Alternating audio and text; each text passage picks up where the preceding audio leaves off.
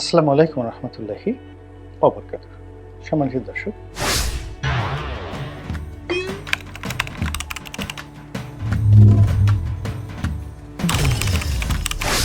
অতি সম্প্রতি দুটো গুজব একেবারে এমনিতেই আগস্ট মাসের সেই ৩-৪ তারিখ থেকে বা ৫ তারিখের পর থেকে কতগুলো গুজব একেবারে মারাত্মক আকার ধারণ করেছে। বিশেষ করে সেই ডিবি হারুন ধরা পড়েছে, হাত জোড় করে ক্ষমা চাচ্ছে। সে গণপিটুনিতে আহত, সামরিক হাসপাতালে সে চিকিৎসারত আছে ইত্যাদি নানা রকম কথাবার্তা। এরপরে সে পুলিশ হেডকোয়ার্টারে ছিল, সেখান থেকে সে লাফিয়ে ওয়াল টপকে পালাতে গিয়ে আহত হয়েছে ইত্যাদি ইত্যাদি। পরবর্তীতে দেখা গেল যে জনাব হারুন টেলিভিশন সাক্ষাৎকার দিয়ে বললেন যে না, তিনি নিরাপদে আছেন, দেশের মধ্যে আছেন, ভালো আছেন এবং তার কথাবার্তার মধ্যে যথেষ্ট দৃঢ়তা ছিল, আত্মবিশ্বাস ছিল এবং তিনি মনে হয় যে কৌশলগত কারণে একটু দূরে আছেন, কিন্তু তিনি ভীত সন্ত্রস্ত নন এবং তিনি কোনো অবস্থাতেই ক্ষতিগ্রস্ত হননি। মনে হয় আবার তিনি সেই ডিবি প্রধান রূপে এসে বসবেন এবং আগের মতো করে ছড়ি ঘোরাবেন। ফলে কি হলো, তাকে নিয়ে গুজবটা শেষ। এখন আর ডিবি হারুনকে নিয়ে কেউ কোনো কথা বলছে না। অনুরূপভাবে ডিবি মনির হিসেবে পরিচিত ছিলেন। পরবর্তীতে তিনি এডিশনাল আইজি এবং পুলিশের স্পেশাল ব্রাঞ্চের বস ছিলেন। তো তাকে পুলিশের ডিফ্যাক্টো আইজি বলা হতো এবং তিনি যখন ডিবির জয়েন্ট কমিশনার, সেই প্রথম থেকে কেন জানি তিনি শেখ হাসিনার খুব ঘনিষ্ঠ এবং বিশ্বাস এবং আস্থাভাজন ছিলেন। বাড়ি কি গোপালগঞ্জে কিনা আমি জানি না, তবে তিনি নম্র, তিনি ভদ্র, মিষ্টভাষী এবং সদা হাস্য, সবসময় হাসি মুখে কথা বলেন। তার এই গুণাবলীগুলোর কারণে যদি তার বিরুদ্ধে যে সকল অভিযোগ যে তিনি একেবারে ঠান্ডা মাথার একজন খুনি, বাংলাদেশের যত জঙ্গি নাটক তার মাধ্যমে হয়েছে, যত খুন খারাপি পুলিশের, যত খুন খারাপি তিনিই করেছেন। তিনি কাউন্টার টেররিজমের প্রধান ছিলেন, ডিবির প্রধান ছিলেন, ডিবির মেট্রোপলিটন পুলিশের জয়েন্ট কমিশনার ছিলেন, পরে আবার এসবির প্রধান হয়ে রাজনীতির যে পুরো বিষয়টি তিনি তদারক করতেন। ফলে পুলিশের কমান্ড তার মাধ্যমেই হতো এবং যেটি শেখ হাসিনার বাণী বা নির্দেশনা পুলিশের প্রতি, সেটা আইজির প্রতি হোক কিংবা ডিবি হারুনের প্রতি হোক, এটি জনাব মুনিরের মাধ্যমে হতো। ফলে তাকে কেন্দ্র করে আওয়ামী বিরোধী শক্তিদের মধ্যে একটা নিদারুণ অশ্রদ্ধা, তারপরে তিনি ধ্বংসপ্রাপ্ত হন, লানতপ্রাপ্ত হন, দুর্ভোগের মধ্যে পড়েন, এরকম অভিশাপ আওয়ামী বিরোধী শক্তি সবসময় দিত। এবং তার পতনের পরে তার ওই অফিসে কত 20 কোটি না 25 কোটি টাকা পাওয়া গিয়েছে, খোয়া গিয়েছে। শেষ পর্যায়ে তিনি খুন খারাপি করার জন্য এই টাকা নিয়ে তিনি এসেছেন এবং পুরো টাকা তিনি এগুলো করতে পারেননি।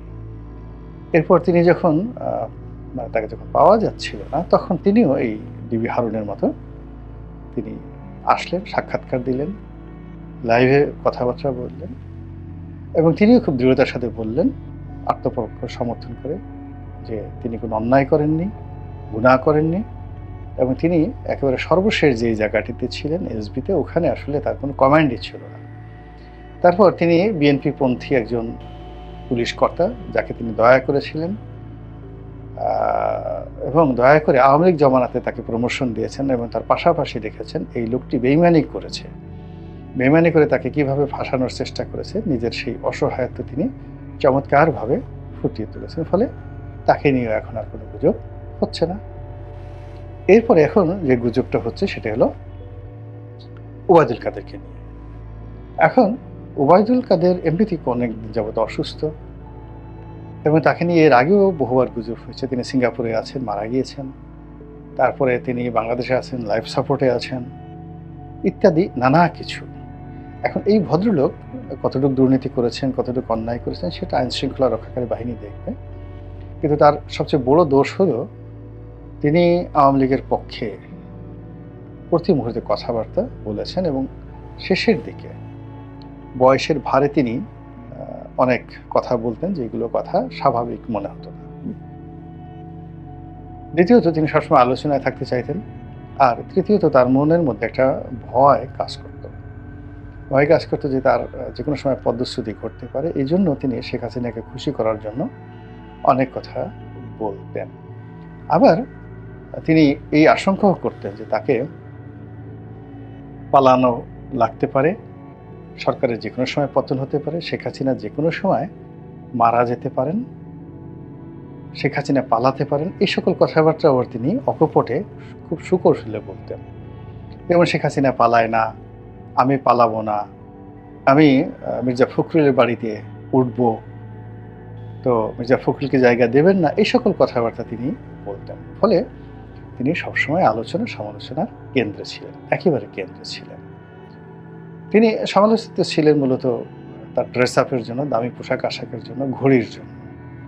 কিন্তু এমনি তিনি কাউকে ওইভাবে ধরো মারো, মানে আওয়ামী লীগের যে সকল বুলেট মাকড়া নেতা ছিলেন, গদা মাকড়া নেতা ছিলেন, কামান মাকড়া নেতা ছিলেন, কোদাল মাকড়া নেতা ছিলেন, খন্তা মাকড়া নেতা ছিলেন, যারা কিছু হলে এই জিনিসগুলো ব্যবহার করতেন, তো ওই রকম তিনি ছিলেন না। তিনি শিক্ষিত ভদ্রলোক সজ্জন ব্যক্তি ছিলেন, কিন্তু তাকে নিয়ে ট্রল হতো, প্রচুর ট্রল হতো। এখন এই মানুষটি এই সময়টিতে নিখোঁজ।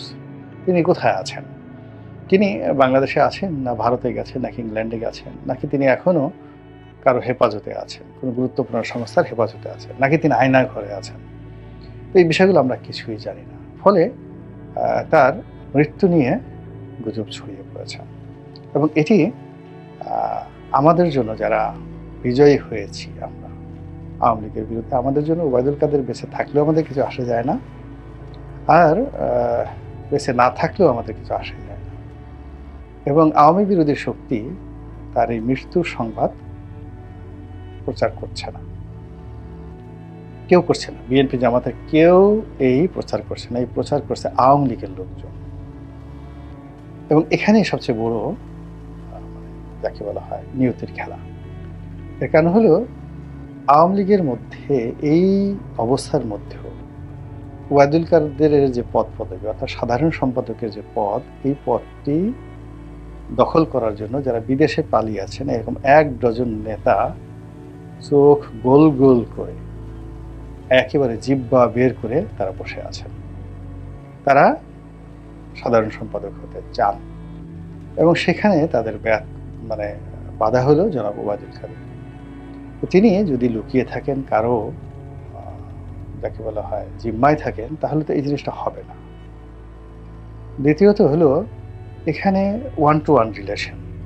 ওবায়দুল কাদেরের সঙ্গে যদি শেখ হাসিনার ব্যক্তিগত গোপন যোগাযোগ থাকে, সেক্ষেত্রে অন্য যারা লোকজনরা আছে তারা এটা জানবেন না, শেখ হাসিনা এটা কখনো জানতে দেন না। ফলে ওখানে একটা ব্যারিকেড তৈরি হয়েছে, ফলে তাকে প্রভোগ করে, যে আমি মরি নাই বা সে জীবিত আছে, তাকে প্রভোগ করে বের করে আনার চেষ্টা করা হচ্ছে। দ্বিতীয় আরেকটা কারণ হলো যে ওবায়দুল কাদের যদি কোনো কর্তৃপক্ষের হাতে থাকেন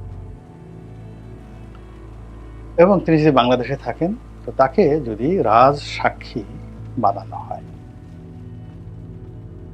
সেক্ষেত্রে শেখ হাসিনার জন্য এটা একটা বিরাট মারাত্মক সমস্যা হয়ে দেখা দিবে। আর তার মাধ্যমে যদি আওয়ামী লীগকে পুনর্গঠিত করা হয়, নতুন আওয়ামী লীগ উইদাউট শেখ হাসিনা, এবং এই যে 111-এর যে আপগ্রেড ভার্সন 211, এটিকে সামনে রেখে যদি আবার সেই চেষ্টা করা হয়, তাহলে আওয়ামী লীগের অনেক লোকের তকদির পুড়ে যাবে। এই জন্য তাকে প্রভোগ করা হচ্ছে যেন তিনি মাথা উঁচু করে জানান দেন যে আমি মরি নাই। এইগুলো এক। অথবা তিনি মরে গেছেন, যেহেতু তার কোনো সাড়া শব্দ পাওয়া যাচ্ছে না, ফলে ওখানে নতুন কাউকে আনা হোক। এবং ওবায়দুল কাদের সাহেবকে নিয়ে যে অবস্থার সৃষ্টি হয়েছে, আমরা যারা সাধারণ মানুষ, আমরা সত্যিকার অর্থেই আসলে কনফিউজড যে আসলে তিনি মারা গেছেন কিনা, জীবিত আছেন কিনা, আমরাও কিন্তু জানতে চাই। তো এর মধ্যে ধরুন আওয়ামী লীগের পলিটিক্সটাই মূলত বেশি, পক্ষে এবং বিপক্ষে, ওবায়দুল কাদেরের পক্ষে এবং ওবায়দুল কাদেরের বিপক্ষে।